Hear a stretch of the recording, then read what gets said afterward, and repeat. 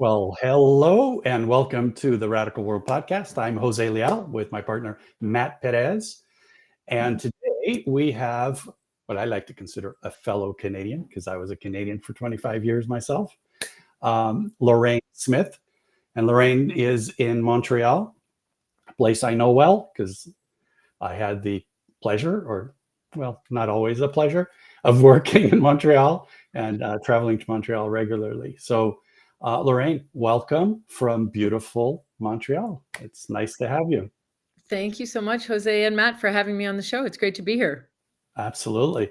Now, you've been what got you on our radar is the fact that you've been writing some really compelling stuff for a few years, and a lot of our colleagues, ourselves included, have discovered you and followed you for a few years. And lately, a colleague of yours that you've connected with then connected with us and said, "Have you guys spoken to Lorraine? You guys need to be talking to Lorraine." And so it was a great idea because maybe you're here because someone else recommended rather than us knocking on your door. I don't know if you would have answered. Either way, I'm really glad that you're here. I'm really happy that we get an opportunity to talk. I've been looking forward to this for a few years, so I really appreciate that you're here. Can you tell us and the audience what got you writing and what your background that led you to the writing that you've been doing? Sure, thank you, and it's an honor to be connected. I believe I'll maybe spill some beans. I think it's okay to do so. I think it was the delightful Gary Turner who put us in touch, and anybody who hasn't seen the episode of his conversation with you, they're in for a treat there. And I think, in a nutshell, what got me writing, or more specifically, what got me sharing publicly some of my writing about an economy in service of life, debunking some of the sustainability, corporate sustainability, and ESG activity that I'd been involved in, was saying out loud what I was hearing a lot of people saying quietly, sort of bringing a question to the surface that was a little bit taboo, but feels important that we ask it and do our best to answer it. So I'm sort of scratching an itch that a lot of us are feeling. We've got this sort of collective industrial rash, if I may be a bit gross, and doing my darndest to understand where it's coming from and what some of the remedies for it might be so that we can heal as a society, but in particular as an industrial society. I think a lot about the concept of industrial healing, allowing industry, economic actions to be forces for healing, not just delivering on needs and wants and being a little bit less bad. So that prompt was really just hearing some consistent murmurings backstage that were quite taboo and just starting to say them out loud. That's awesome. I like the fact that it emerged, because that's the good stuff emerges, right? And it's not something that's necessarily being talked about openly. Yeah. Two things. One, you used an acronym. I'm not sure everybody's familiar with that acronym, so maybe you can dig into that a little bit. Yeah. And second, creating an economy that's in service of life. Can you dig into that a little bit? But let me first say that absolutely my passion to both position it that way and think of it from the standpoint of life rather than society or work or humans. So please. Yeah, well, actually, I love these two questions because, in a way, the second is the answer to the first. So let me explain what I mean. So I use the acronym ESG: environment, social, and governance, or environmental, social, and governance. And it's sometimes an adjective in front of disclosures, strategy, investing. So we have ESG consultants, which is what I used to be. And it's really referring to the gamut of, generally speaking, corporate, business, industrial activity that we might call non-financial. I don't totally buy that label. Like, people might say ESG, environmental, social, and governance, is all the non-financial disclosures, whether it be health and safety, environmental impacts, climate, a whole bunch, human rights. I don't really buy the non-financial because that, first of all, sort of says what it isn't, not what it is. And at the end of the day, these things are all interconnected. Finance is interconnected with human rights, with climate, with the environment. But the acronym ESG stands for environmental, social, and governance. And why do I say that's the question, and the second piece is the answer? Because what brought me to the idea of an economy that works in service of life was working for 20 years. So I began in 2003, so a little over 2 years. Golly, time is doing funny things. A little over 2 decades ago, began officially in the field of corporate responsibility. I left quite reasonably well paid and actually quite fun, but not very satisfying on the soul level job in financial services to go do other things. I went and spun a blanket and traveled across the country on a bus with yarn and visiting shepherds. That's a whole other story. I long to tell in a more fulsome way one day. But the point is, when I came back to Toronto, which is where I was living at the time, Toronto, Canada, I was ready to re-enter the workforce and do something. As one friend put it, you've spent all your money and you're ready for a job again, right? Yes. But I didn't really want to go back into financial services, but I wasn't too sure why. I didn't understand what wasn't working, but something wasn't working. And so I kind of intuited my way into the field of corporate responsibility, which wasn't called that back then. It was CSR, corporate social responsibility. ESG wasn't even really a term, but it was kind of hatching. And I found myself doing work in strategy. Climate change was becoming a part of the conversation. Business and human rights was really coming onto the radar. Canada has some very big banks, some very big mining and oil and gas companies, as well as some quite renowned retail brands. So we were in the spotlight for those industries, even though Canada isn't exactly an industrial powerhouse. We have a few big players in some sectors. So I found myself getting involved in corporate responsibility, which became sustainability, which became ESG. And all the while I was believing, oh, this is the best way to have impact, right? Work with business to do more good, business as a force for good, all these ideas. Along that trajectory in 2009, I, for various reasons I'll skip over in the spirit of brevity, moved to New York City, continued to do the work now as an independent. So I felt like, oh, good, I can really flex into work that's really aligned, really impactful. And in that context, I was actually brought on board to another firm called Sustainability.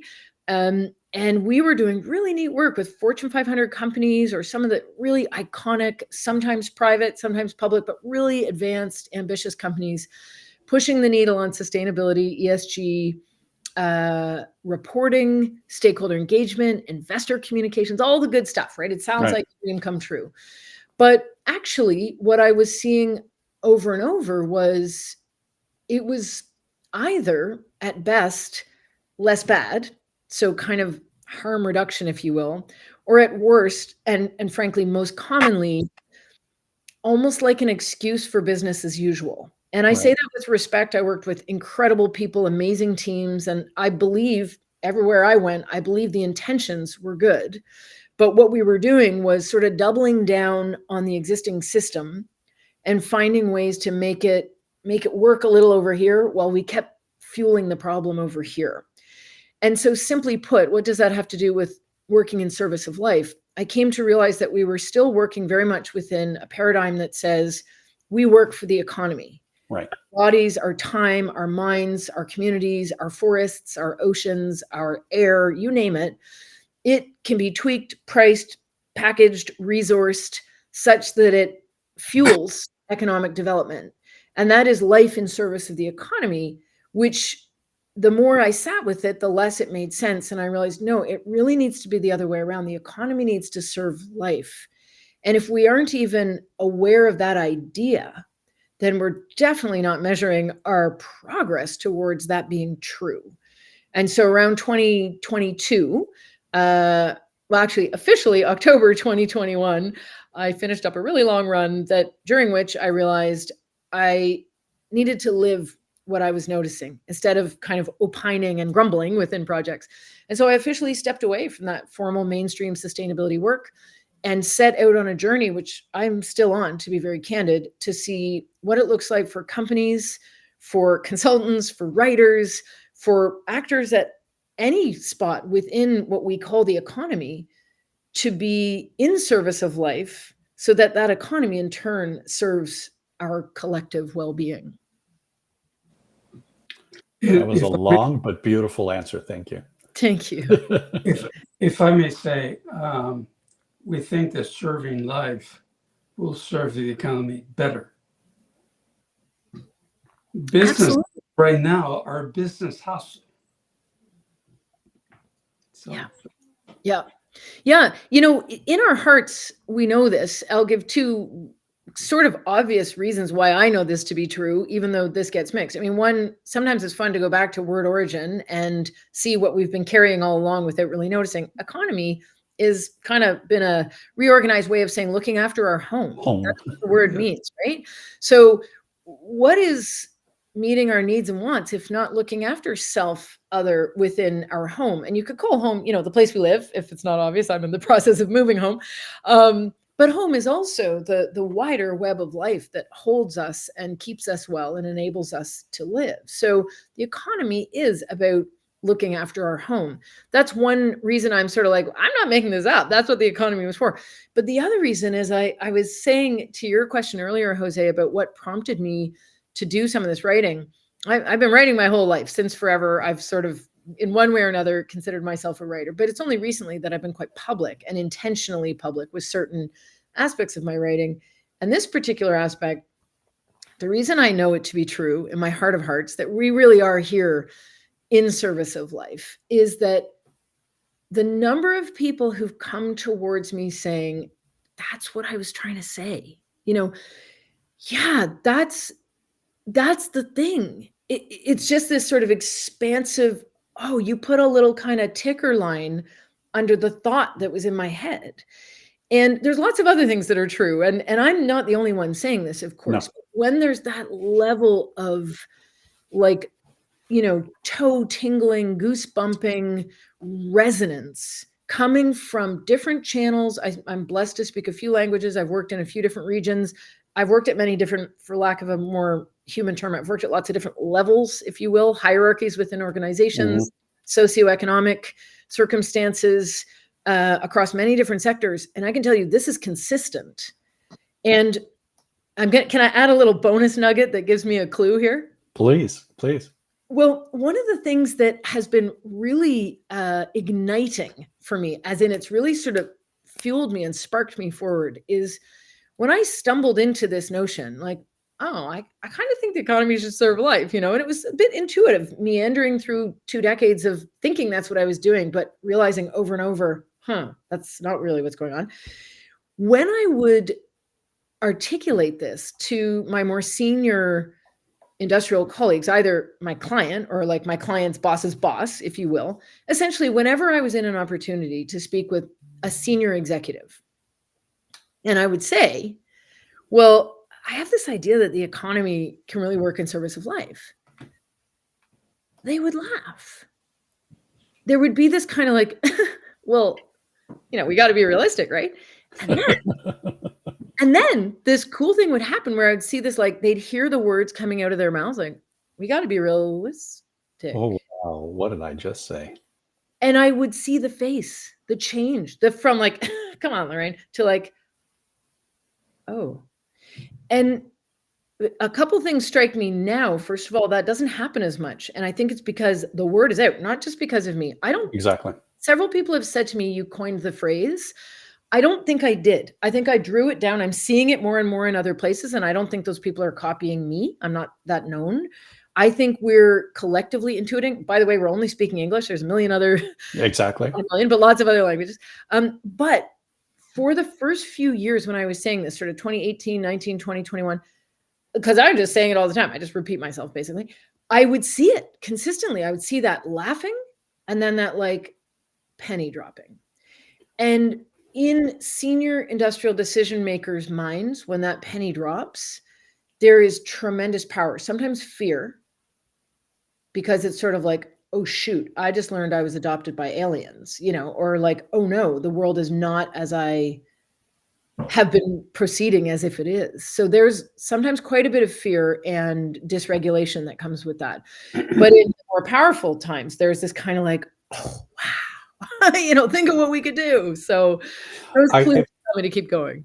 two things come to mind. First of all, I was having a conversation with someone else who has an initial and then a middle name that she uses, who is J. Kim Wright. I don't know if you've come across Kim Wright. Kim is a lawyer and leads the integrative law movement, and has been very influential in changing how lawyers see law and, interesting. and practice law, including a number of tools such as the conscious contract and so forth within that. And Kim and I were going back and forth about this very comment. And it was her that tossed away that comment, those two words to me, serving life. And in our conversation back and forth, I said, there's something deeper. I'm not sure what it is. And I know that it's there. I don't know what the language is for it.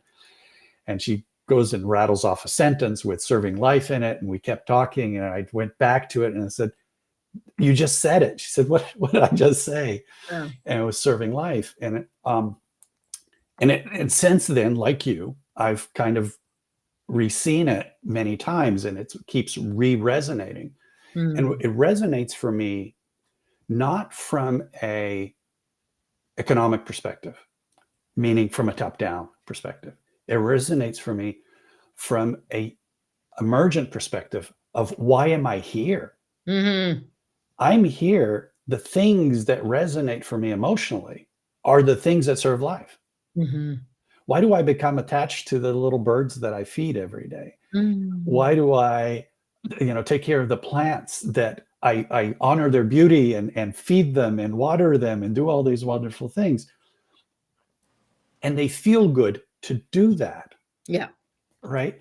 And when I was in corporate, why did I, and Matt has the same experience, why did I defend my employees? Why did I support them? Why did I hide them from all the BS that was happening up at corporate?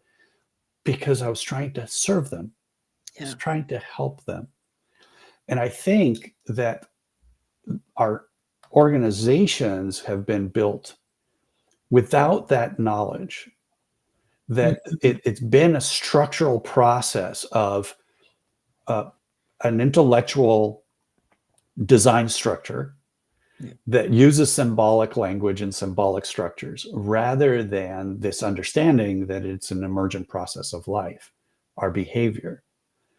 And so when you asked the questions a week or two ago, you posed the questions like, who's in charge?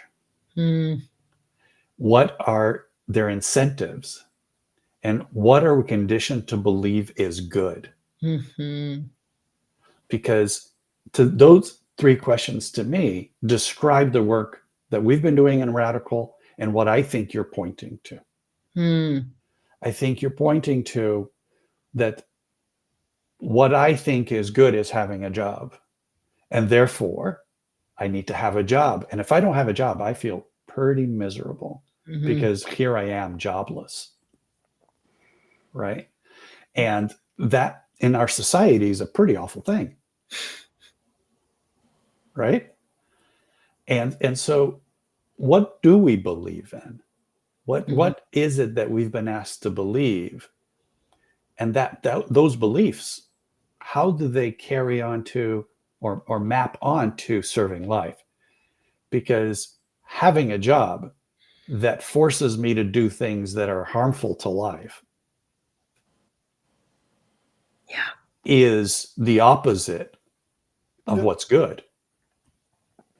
And most of our jobs today are doing things that are not wholly serving life. Yeah. Right? Yeah, this is the puzzle. I mean, may I share my approach to what do we do about that? Yeah. Yeah, because once you pull on it, or what some will say is, once you see it, it's hard to unsee it. And then it can become, well, this is everything everywhere all the time.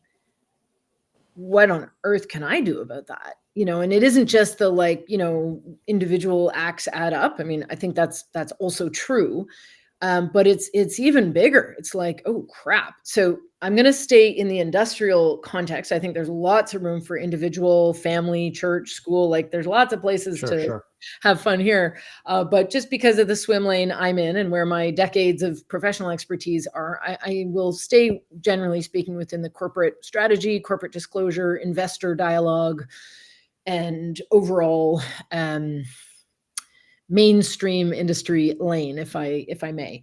And so when such a person in such a role as, say, ESG advisor at a global consultancy, or a chief sustainability officer at a Fortune 500 company, let's say, and those are folks I know and love and have worked with, when they see this and can't unsee it, it's quite painful, because they are in a system that does not reward seeing this, does not have room to see this and move forward in very many meaningful ways. So the obvious answers are, like the most obvious ones I've seen applied are quit, retire early. That's a good one. And I say this without judgment, by the way. I'm just like, what are the options? You're an individual making choices. Retiring early, that's a reasonable one. I don't blame people. Quit and do something else, switch careers, try to, you're uncomfortable, move so you get uncomfortable in a different way, but to really face it head on and be like, oh, I'm responsible for the strategic direction of this company's supposed sustainability strategy. And I'm seeing that that's actually part of the problem. And I'm seeing that there's no ESG framework that addresses this.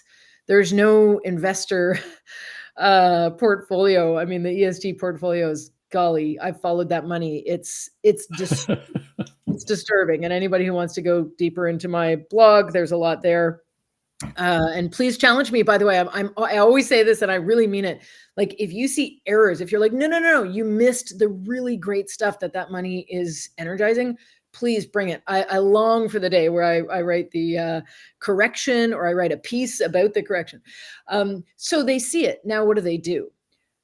I guess my ideal answer today, and here we are at September 2024, this is a moving space, but my ideal answer today is the individual within the corporate setting does not give up. They don't step away just yet. Maybe that's their safest, best option at a point. But first, they try to use the existing knowledge and tools to bring this very profound awareness about the role of the company, the organization they're in relation to serving life. So I took some of my years as a sustainability and ESG consultant, and I kind of did a fun little, actually quite mischievous mashup of the tools and the tips and the tricks. And I created something that's free, open source. Anyone can download it from my website. It's a methodology I call materiality. And anybody who's been in the ESG consulting trenches will recognize the word materiality, but it's usually spelled with an I. I put reality into materiality. So there's reality in this kind of recognizable ESG tool. And I'll quickly sum up why this is perhaps useful for industry folks. Old school materiality, so ESG materiality folks, will be looking for what are the company's issues, human rights, conflict minerals, climate, et cetera. And depending on the sector, they're going to come up with a range of issues. They're going to talk to a range of stakeholders, and they're going to say, this company is working on these issues. That is essentially a materiality assessment. Now there's double, single, triple, give a multiple. They essentially amount to the same thing. You can fight me on that, but I hate to say it, I'm going to win. Yeah. They don't help a company truly center life and then serve it. They might help them better mitigate some of the worst issues outside their four walls, but it still doesn't get at the... Someone's ringing. Sorry. That's all right. When we put reality into materiality, which is what I did, twisting the existing ESG techniques and applying a life-affirming lens, we turn the whole thing on its head, and we just ask three simple questions. What does this company say its purpose is? Because the purpose of a system ought to be directionally useful. What do they say their purpose is? What do they actually do to generate revenue? Which is what their real purpose is. So if they say one thing, but they generate money doing another, that's indicative already. And then the third question, what can this company do to serve life? And so concrete example, I ran a few experiments on this. I publish as much as I can on it. I used Google as the first one because they're so, they're a verb. We all do them every day. So let's take a look at our lives in this context. And Google's stated purpose is to make all the world's data accessible to everyone everywhere. That's such a cool purpose. That is their stated purpose. Well, how do they generate revenue? The majority of their revenue, which I'm a little out of date, but it's hundreds of billions of dollars US. So it's a lot of revenue. The majority that they generate comes from selling advertising. So those are not the same thing. Make all the world's data accessible to everyone everywhere, sell advertising. They're not mutually exclusive. Obviously, that's why it happens at the same company. But if you walked out into the street and you grabbed the average 12-year-old gently and said, hello, average 12-year-old, if you wanted to make all the world's data accessible to everyone everywhere, what would you do? Like the first answer wouldn't be sell advertising. And if you said, point out the same things, when you put 20 things in a mix and you put those two things in there, no 12-year-old would say those are the same thing. They are not the same purpose. So let's not pretend that Google's purpose is to make data accessible to everyone everywhere. And worst of all, to confuse the user of your service as to what is advertising and what is actual content, right? What is actual information, 100%. And which is increasingly what they're doing. And they're finding, and hats off to the ingenuity of Google. I mean, good gravy. They're incredible. Like I respect the intelligence and I respect the ability to monetize, but I do not respect pretending one purpose while earning revenue through another, which, by the way, is to pay absentee shareholders. Like the shareholders of Google are not doing the work. The shareholders of Google are like, they could be you and me, depending on our portfolios. Although anyone who's followed my work knows I completely divested from the market and my not very big retirement savings is currently devaluing against inflation because it's in nothing, which is perhaps not financially wise, but I no longer felt comfortable investing in the things that the more I followed, even the most ethical portfolios, which mine was supposedly in, it was truly repulsive. So let's not pretend that is serving life. We can excuse it. We can justify it. We can say, well, that's because, or here's why. Okay, those are worthy conversations. They're not serving life. So what does it look like? And I put this into the assessment that I did and made public. When you ask stakeholders, what do you believe Google could do in service of life? To what degree do you believe this company is serving life? And of course, different people in different parts of the world serving different roles in their own way, including those speaking on behalf of different biomes, etc., have very different views. Some quite favorable, but inviting better. Some devastatingly horrible. So there isn't one answer, but I would say if we're not even asking the question, how can this company serve life? The likelihood of transforming it in that direction, and it is a transformation, it's not a tweak, the likelihood is less than zero. It's just not in the cards. Can I ask a question? Please. Have you wondered if an organization in the form of a corporation by itself has the capability of serving life? Yeah. Meaning that form of structure in all of its investors and hierarchy and boards and everything else, is it possible that structure can actually allow for serving life? Yeah, I live with that question all day, every day. I'm open to both a yes and a no. I'm open to yes, it's possible. And every actor along that chain would need to be glad for that to be true, right? So that would be investors who are like, woohoo, we poured all of our money into that and it worked. We didn't get anything back, but that's okay because that wasn't our job. That's not feeling too likely. I think it's possible. I think the more likely answer is no, it's not possible. I think we are looking at a massive restructure. We already have corporate structures that provide products and services and employ people and pay people and do cool things that live within different structures. So cooperative structures, employee-owned trusts, different countries around the world have come at this in different ways. But I think we are looking at a major rethink around corporate structure. I think we're seeing the absentee shareholder, no offense to probably almost everyone we know, but no longer having that role. Like, let's be blunt, you didn't really make that money. You're not really that smart. You just either lucked out, you had capital to begin with, you like for some reason, circumstances let you put money where it financializes itself. That's Right. not really value. You're And chasing the so return, not the value. that's right. And so, like I'll say, you don't get to do that anymore because that's hurting us. It's hurting all of us, even the super wealthy who have a lot of that financial capital. And So having no, been, the you've real done answer. this work. Sorry to interrupt, but That's okay, please. you've done this work, and so I wonder how you'd answer this question, because my sense is the greater the return, the more likely the greater the harm to Hmm. life, because you've got to cut corners in order to increase the return. Well, maybe, yeah. I mean, it's definitely feels aligned with like there's no free lunch or too good to be true.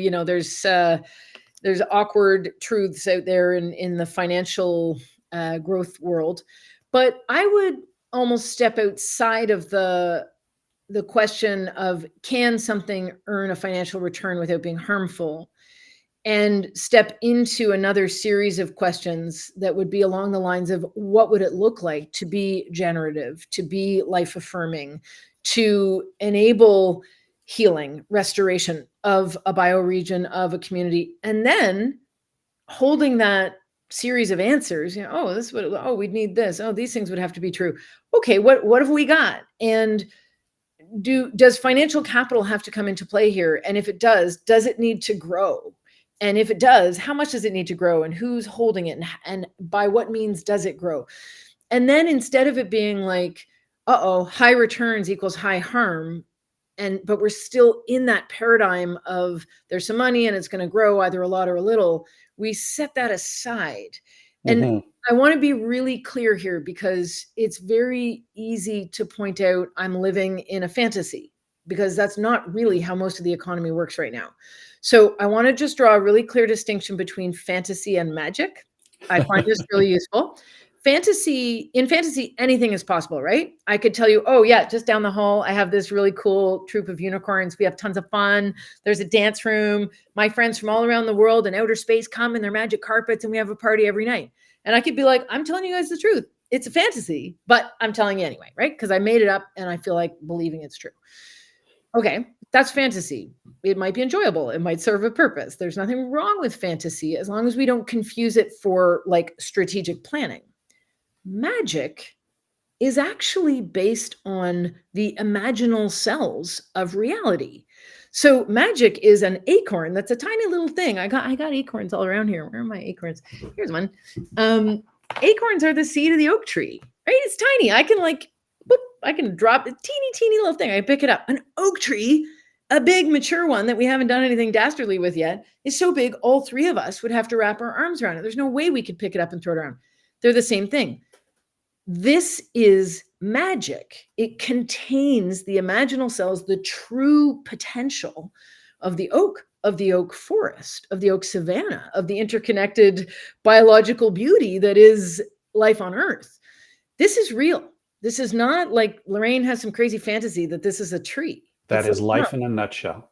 right. Nice. Well done. The challenge we have is that this magic is with us all the time. First, separating fantasy from magic and being like, my unicorn friends are not really coming by magic carpet from outer space. Oh, well. Now that we've established that this is real magic, what is required to unlock the magic? And that is a series of conditions. If I leave it on my kitchen counter, it will never become an oak. It'll be this cute little acorn because I like acorns.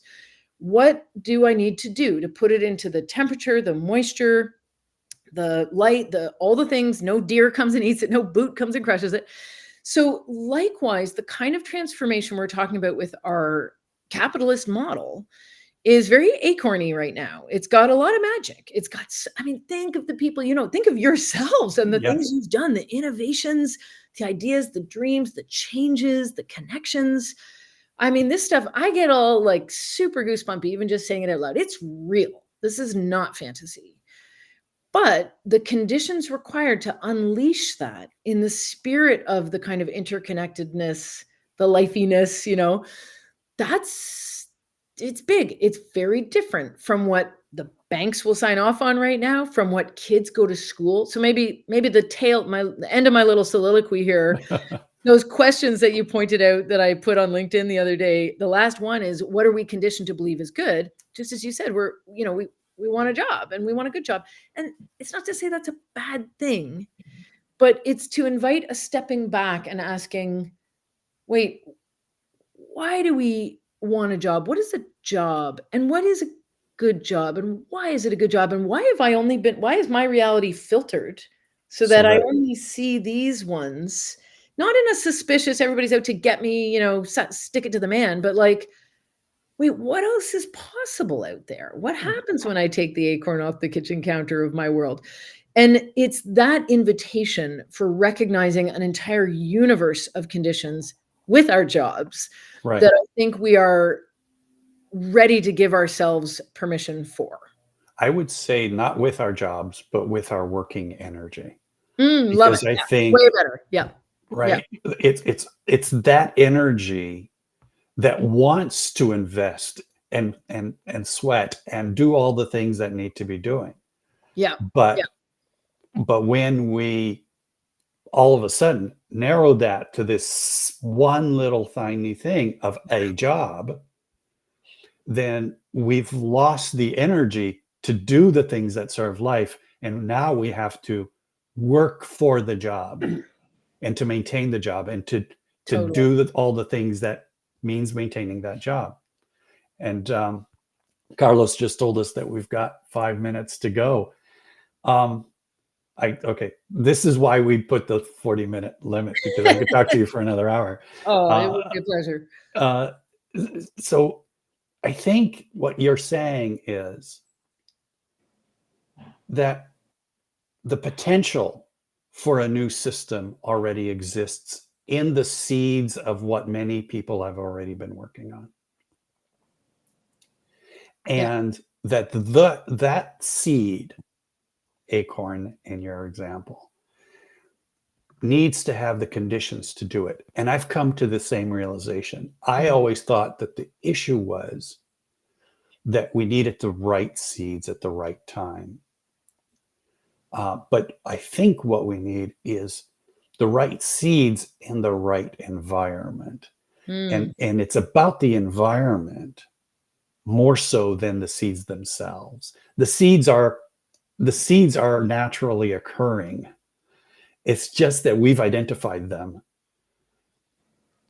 ourselves now as we've been doing the work, those who have been doing this work for years, and identifying what the seeds are.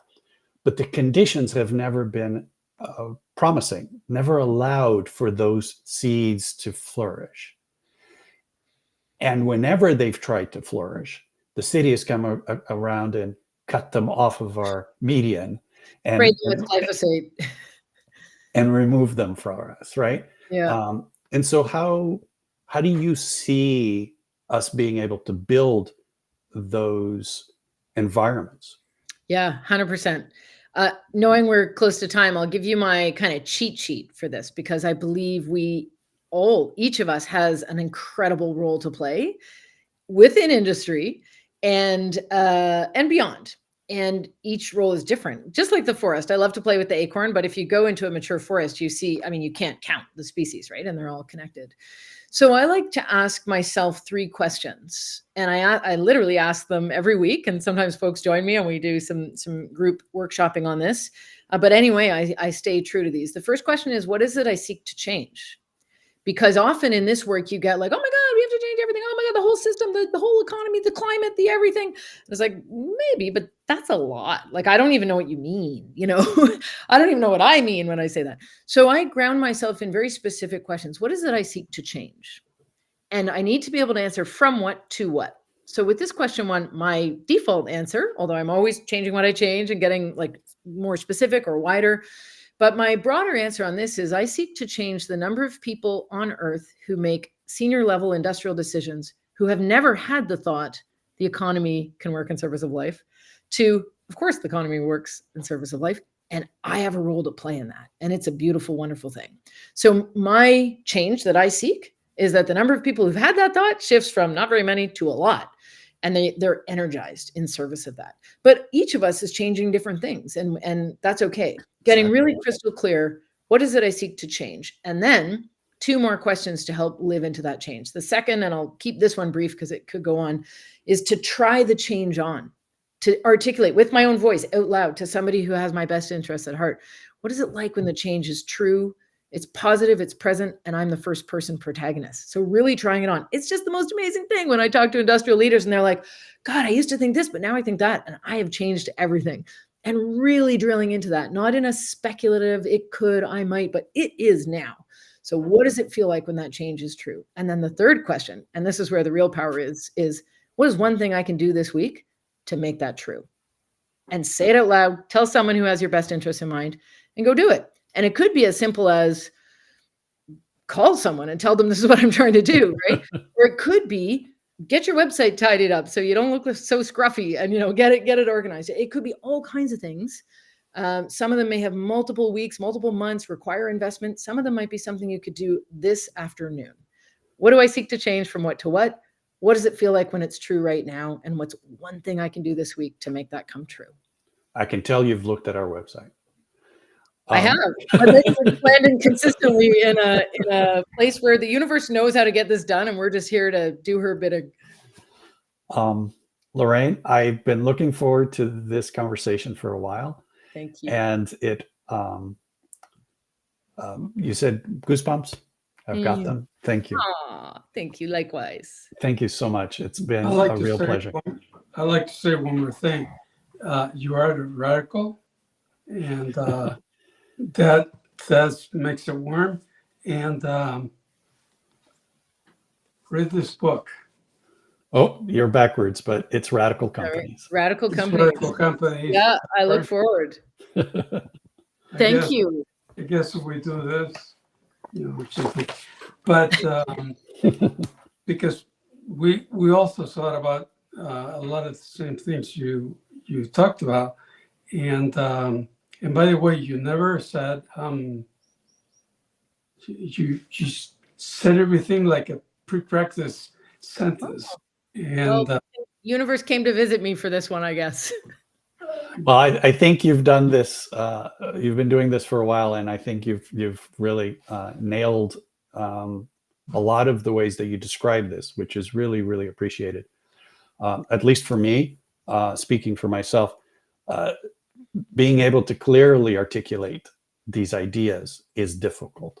Yes. And we benefit from people like yourself who have the ability and the mastered the art of making the difficult simple. And so it's obvious that that's what you've been doing. And so we appreciate that. Well, thank you both very much for the invitation and the conversation. I appreciate it. And I hope that we can continue the conversation. I would love it. Thank you so much. Absolutely. Okay. I'm just going to let our folks know that we're going to be having a conversation. You mentioned co-ops. And we're going to be having a conversation with Arizmendi Bakeries, which is a group of, I believe, 5 or 6 now bakeries here in the Bay Area who are completely cooperative, and looking forward to that conversation with them, as well as the Industrial Commons folks out of northwestern North Carolina. And they're a group of co-ops that are collaborating, what I like to call a collaborative. And so we're looking to have a conversation with those folks over the next couple of weeks. And I'm looking forward to that. As you mentioned, Lorraine, co-ops are already a form of this type of new movement in the moving forward. We think that they need to grow up a little bit in a different way, because they were formed in a place where they needed to be something a little different than what I think today calls for. But it certainly is a beautiful acorn to start with. And so we're looking forward to that conversation. Thank you again. Revson Martis made a comment here. Thank you very much for hosting this webinar. And, thanking us very much. Really, thank you. Thank you, Lorraine. And we will have it back. she kind of said, "I would love it," so we'll have her back. Thanks, folks. Thanks, Remston, for the kind remarks. It's nice to meet you in this part of the trail, and looking forward to walking alongside. Thank you very much, Lorraine. Bye, everybody.